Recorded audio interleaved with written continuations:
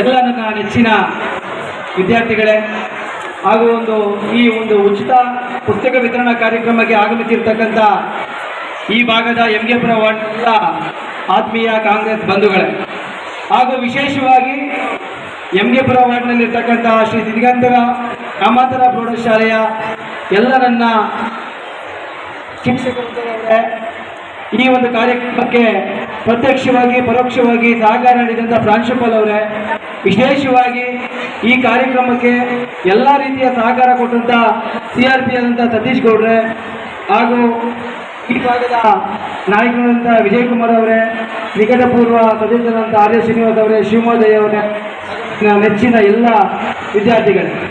ವಿದ್ಯಾರ್ಥಿಗಳೇ, ನಿಮಗೆ ಈಗಾಗಲೇ ಗೊತ್ತಿರೋ ಹಾಗೆ ಈ ಭಾಗದ ಶಾಸಕರಾದಂಥ SD ಸೋಮಶೇಖರ್ ಗೌಡರು ಕಳೆದ 10-15 ವರ್ಷಗಳಿಂದ ನಿರಂತರವಾಗಿ ಎಲ್ಲ ಶಾಲೆಯ ಸರ್ಕಾರಿ ಶಾಲೆ ಇರ್ಬೋದು, ಅನುದಾನಿತ ಅನುದಾನರಹಿತ ಪದವಿ ಪೂರ್ವ ಕಾಲೇಜುಗಳು ಅಂದರೆ ಯಶವಂತಪುರ ವ್ಯಾಪ್ತಿಗೆ ಬರ್ತಕ್ಕಂಥ ಎಲ್ಲ ಶಾಲೆ ಕಾಲೇಜು ಮಕ್ಕಳ ಹಿತದೃಷ್ಟಿಯಿಂದ ಉಚಿತವಾಗಿ ನೋಟ್ ಪುಸ್ತಕ ಕೊಡುವಂಥ ಕಾರ್ಯಕ್ರಮಗಳನ್ನ ಮಾಡ್ಕೊಂಡು ಬಂದಿದೆ.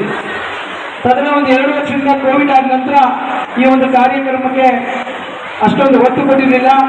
ಹಾಗಾಗಿ ನಾವು ಈ ಭಾಗದಲ್ಲಿ ಎಂಗೆಪುರ ವಾರ್ಡ್ ಇರ್ಬೋದು, ಬಂಡೆಮಠ ವಾರ್ಡ್ ಇರ್ಬೋದು, ಈ ಭಾಗದಲ್ಲಿ ಯಶವಂತಪುರ ವಿಧಾನಸಭಾ ಕ್ಷೇತ್ರದ SD ಸೋಮಶೇಖರ್ ಅಭಿಮಾನಿಗಳ ಬಳಗದಿಂದ ವಿಶೇಷವಾಗಿ ಅದರಲ್ಲೂ ಎಂಗೆಪುರ ವಾರ್ಡ್ನಲ್ಲಿ ಎಲ್ಲ ಶಾಲಾ ಮಕ್ಕಳಿಗೂ ಸಾಹೇಬರು ಸೋಮಶೇಖರ್ ಅವರ ಮಾರ್ಗದರ್ಶನದಲ್ಲಿ ನೋಟ್ ಪುಸ್ತಕ ಕಾರ್ಯಕ್ರಮವನ್ನು ಮಾಡಬೇಕು ಅಂತ ನಾವೆಲ್ಲರೂ ಸಹ ಅಂದ್ಕೊಂಡು ಈ ಕಾರ್ಯಕ್ರಮಕ್ಕೆ ನಮ್ಮ ಎಲ್ಲ ಈ ಭಾಗದ ಕಾಂಗ್ರೆಸ್ ಮುಖಂಡರು ಅದಕ್ಕೆ ಸಹಕಾರವನ್ನು ಕೊಟ್ಟಿದ್ದಾರೆ.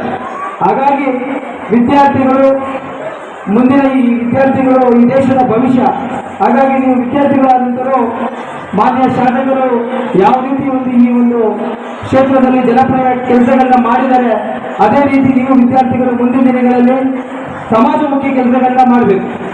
ಇವತ್ತಿನ ದಿನ ನಿಮ್ಮ ಶಿಕ್ಷಕರು ವಿಶೇಷವಾಗಿ ನಿಮಗೆ ಪಾಠ ಮಾಡ್ತಕ್ಕಂಥ ಸಂದರ್ಭದಲ್ಲಿ ಅನೇಕ ವಿಚಾರಗಳನ್ನ, ಅನೇಕ ಮಹಾನ್ ನಾಯಕರ ಪಾಠಗಳನ್ನ ನಿಮಗೆ ಬೋಧನೆ ಮಾಡ್ತಾರೆ. ಆದರೆ ಇವತ್ತಿನ ದಿನ ನಿಮಗೆ ಆ ವಿಚಾರವಾಗಿ ನೀವು ಅಷ್ಟೊಂದು ನಿಮಗೆ ತಿಳುವಳಿಕೆ ಇರೋದಿಲ್ಲ. ಆದರೆ ಮುಂದಿನ ದಿನಗಳಲ್ಲಿ ನಿಮಗೆ ನಿಜವಾಗೂ ಸಹ ಆ ನಾಯಕರ ಬಗ್ಗೆ, ಆ ವಿಶೇಷ ಈ ದೇಶ ಹೋರಾಟ ಮಾಡಿರ್ತಕ್ಕಂಥ ಮಹಾನ್ ನಾಯಕರ ಬಗ್ಗೆ ನಿಮ್ಗೆ ಅರಿವಾಗುತ್ತೆ.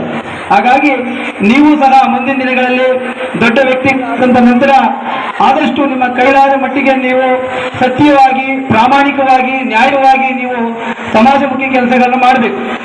ನೀವು ಅನ್ಯ ಮಾರ್ಗದಲ್ಲಿ ವಿದ್ಯಾರ್ಥಿಗಳು ನೀವು ಅನ್ಕೋಬಹುದು, ನೀವು ದೊಡ್ಡವಾಗಿದ್ದ ತಕ್ಷಣ ನಾವು ಮನೆ, ಬಂಗ್ಲೆ, ಕಾರು ಜೀವನ ಮಾಡಬೇಕು ಅಂತ ನೀವು ಅನ್ಕೊಳ್ತೀರಾ. ಆದ್ರೆ ನಿಜವಾಗೂ ನಿಮಗೆ ನೆಮ್ಮದಿ ತರ್ತಕ್ಕಂಥ ವಿಚಾರ ಯಾವುದು ಅಂದ್ರೆ, ಇನ್ನೊಬ್ರು ಕಷ್ಟದಲ್ಲಿದ್ದಾಗ ನೀವೇನು ಸಹಕಾರ ಮಾಡ್ತೀರಾ, ಸಹಾಯ ಮಾಡ್ತೀರಾ, ಅದು ನಿಮ್ಮನ್ನ ಕಡೆಯವರೆಗೂ ಇರುತ್ತೆ.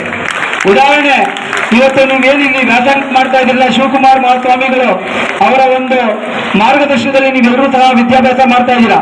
ನಿಮ್ಮಂತ ಅನೇಕ ಬಡ ಮಕ್ಕಳ ವಿದ್ಯಾಭ್ಯಾಸ, ಅನ್ನದಾನ ಶಿವಕುಮಾರ್ ಸ್ವಾಮೀಜಿಯವರ ಸಂಸ್ಥೆಯಲ್ಲಿ ನೀವು ಓದ್ತಾ ಇರ್ತಕ್ಕಂಥದ್ದು ದೊಡ್ಡ ವಿಚಾರ. ಯಾಕೆಂದ್ರೆ ಎಲ್ಲಿ ಸಂಸ್ಕಾರ ಇರುತ್ತೆ ಅಂದ್ರೆ ಅದು ಸರ್ಕಾರಿ ಶಾಲೆಗಳಲ್ಲಿ, ಮಠ ಮಂದಿರಗಳಲ್ಲಿ ಮಾತ್ರ ಇರುತ್ತೆ. ಹಾಗಾಗಿ ನೀವು ವಿದ್ಯಾರ್ಥಿಗಳು ಮುಂದಿನ ದಿನಗಳಲ್ಲಿ ಈ ಭವಿಷ್ಯದ ನಾಯಕರಾಗಬೇಕು, ಈ ದೇಶವನ್ನು ಆಳ್ತಕ್ಕಂಥ ಕೆಲಸವನ್ನು ಮಾಡಬೇಕು. ಇದು ನಮ್ಮ ಕೈಯಲ್ಲಿ ಸಾಧ್ಯನಾ, ನಮ್ಮ ಕೈಯಲ್ಲಿ ಆಗುತ್ತಾ ಅಂತ ಯೋಚನೆ ಮಾಡಬೇಡಿ. ಖಂಡಿತವಾಗ್ಲೂ ಇವತ್ತಿನ ದಿನ ಈ ದೇಶ, ಈ ರಾಜ್ಯ ಆಳ್ತಕ್ಕಂಥ ಯಾರಾದರೂ IAS ಅಧಿಕಾರಿಗಳು, KS ಅಧಿಕಾರಿಗಳಿದ್ರೆ ಅವರ ಸರ್ಕಾರಿ ಶಾಲೆಯಲ್ಲಿ ಓದಿರ್ತಕ್ಕಂಥ ವಿದ್ಯಾರ್ಥಿಗಳು ಮಾತ್ರ. ಹಾಗಾಗಿ ನೀವು ಇವತ್ತಿನ ದಿನ ಎಲ್ಲ ರೀತಿಯ ಅವಕಾಶ ಇದೆ. ಇವತ್ತು ನಾವು ಇವತ್ತಿನ ದಿನ ಏನು ರಾಜಕೀಯದಲ್ಲಿ ಇರ್ತಕ್ಕಂಥ ನಾಯಕರುಗಳು ಅಂತ ಹೇಳ್ತೀವಿ, ಇರ್ತಕ್ಕಂಥ ರಾಜಕೀಯ ಮುಖಂಡರುಗಳು ಏನಿದ್ದಾರೆ, ಖಂಡಿತವಾಗಲೂ 100ಕ್ಕೆ 75% ಅವಿದ್ಯಾವಂತರುಗಳು. ಈ ದೇಶ ಏನಾದರೂ ಮುಂದಿನ ದಿನಗಳಲ್ಲಿ ಉದ್ಧಾರ ಆಗ್ಬೇಕಾದ್ರೆ, ಪ್ರಗತಿಪರ ಹೋಗ್ಬೇಕಾದ್ರೆ ವಿದ್ಯಾವಂತರುಗಳು, ನಿಮ್ಮಂಥ ವಿದ್ಯಾರ್ಥಿಗಳು, ತಿಳುವಳಿಕೆ ಇರ್ತಕ್ಕಂಥವ್ರು ರಾಜಕೀಯಕ್ಕೆ ಪ್ರವೇಶ ಮಾಡಬೇಕು. ಹಾಗಾದಾಗ ಮಾತ್ರ ಈ ಸಮಾಜ ಉದ್ಧಾರ ಆಗುತ್ತೆ. ಇಲ್ಲ ಅಂದ್ರೆ ಅದೇ ರೀತಿ ಅವಿದ್ಯಾವಂತರುಗಳು ನಿಮ್ಮ ಮೇಲೆ ಆಡಳಿತ ನಡೆಸ್ತಾ ಇರ್ತಾರೆ.